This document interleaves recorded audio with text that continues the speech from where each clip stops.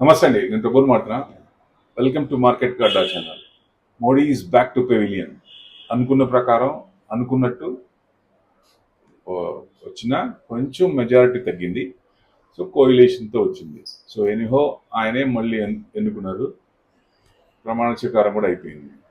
So ఇప్పుడు మనం observe చేయాల్సిందల్లా ఫస్ట్ 100 days వాళ్ళు ఎలా చూస్తారు, ఏమేమి చేస్తారు, రిఫార్మ్స్ కంటిన్యూ చేస్తారా, లేకపోతే ఇట్లానే ఇది చేస్తారా, లేకపోతే కొంచెం స్లో అవుతారా, అంటే ప్రతి ఇష్యూకి ఏదన్నా వీళ్ళందరినీ పర్మిషన్ తీసుకున్నట్టు చేస్తారా? నేను చేయకపోవచ్చు, ఎందుకంటే వాళ్ళందరికీ యాక్సెస్ ఉంది ఆయనకి. సో డెఫినెట్గా డిసిషన్ సొంతగా తీసుకోమన్న ఇది కూడా వాళ్ళు ఇచ్చేసినట్టే కనపడుతుంది. ఎందుకంటే చూస్తున్నాం కదా వాళ్ళ బాడీ లాంగ్వేజ్, ఆయనకి ఉన్న డీలింగ్స్ బట్టి.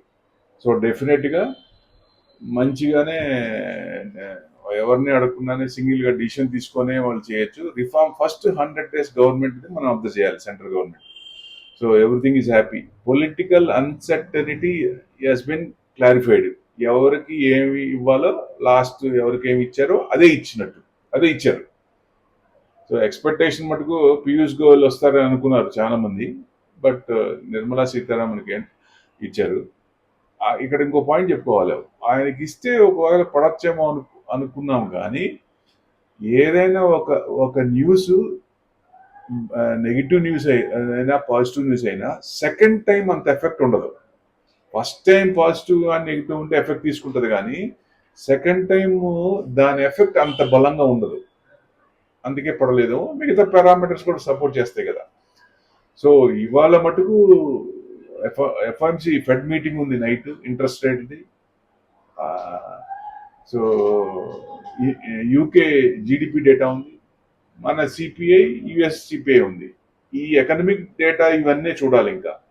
సో పెద్ద ఇంకా పొలిటికల్ అన్సర్టనిటీ క్లారిఫై అయిపోయింది కాబట్టి సో మార్కెట్ హాస్ జూమ్. అంటే మార్కెట్ తొందరలో 24,000కి, బ్యాంక్ నిఫ్టీ 15,000కి వెళ్ళుద్దా అంటే వెళ్ళే ఛాన్స్లే ఎక్కువ కనపడుతున్నాయి, కానీ కంటిన్యూగా వెళ్తుందా అని చెప్పలేం. బట్ మధ్యలో రిట్రేస్మెంట్ అనేవి ఉండే ఛాన్స్లు ఉంటాయి కదా, ప్రాఫిట్ బుకింగ్ అనేవి ఉంటాయి కాబట్టి 57,000 బ్యాంక్ నిఫ్టీ అనేది టచ్ అయ్యే అవకాశాలు ఎక్కువ ఉన్నాయి. 24,000 దాకా రావచ్చు, మళ్ళీ అక్కడి నుంచి ప్రాఫిట్ బుకింగ్. మళ్ళీ ఏమన్నా ఇప్పుడు ఫిజికల్ డివిజిట్ బాగా పెరిగిపోయింది, గవర్నమెంట్ ఇన్వెస్ట్మెంట్ బాగా పెరిగింది కాబట్టి ఫిజికల్ డివిజిట్ హైయర్లో ఉంది. దాన్ని తగ్గించాలంటే ప్రైవేట్ ఇన్వెస్ట్మెంట్స్ పెరగాల. సో ఇన్వెస్ట్మెంట్స్ ఇప్పుడు ప్రైవేట్ కంపెనీస్ పెంచుతారా, వాళ్ళని ప్రమోట్ చేస్తారా, లేదా గవర్నమెంట్ది ఆల్రెడీ బాగా పెరుగున్నాయి, పిఎస్సి స్టాక్స్ అని బాగా పెరుగున్నాయి, అవి ప్రాఫిట్ బుకింగ్ చేస్తారా? ఒకవేళ ప్రాఫిట్ బుక్ చేస్తే మార్కెట్ కొంచెం కరెక్షన్ వచ్చే ఛాన్స్ ఉంటుంది, 5-10%.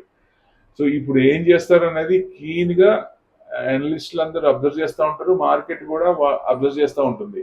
సో గవర్నమెంట్ అనేది ఏ స్టెప్స్ తీసుకుంటుందని. So this is the important. So ఇవాళ డేటా కూడా చాలా ఇంపార్టెంట్. నైట్ ఎక్కువ డేటా ఉంది, ఎకనామిక్ డేటా ఉంది. సో దీన్ని బట్టి మార్కెట్ ఉండదు. ఓవరాల్గా ఇన్స్టెంట్గా ఏదైనా పడినా ఈ 5 ఏళ్ళు కూడా భయపడాల్సిన పనే లేదు, because Modi is back. Positive సైనే కదా, డెఫినెట్గా. Thank you very much.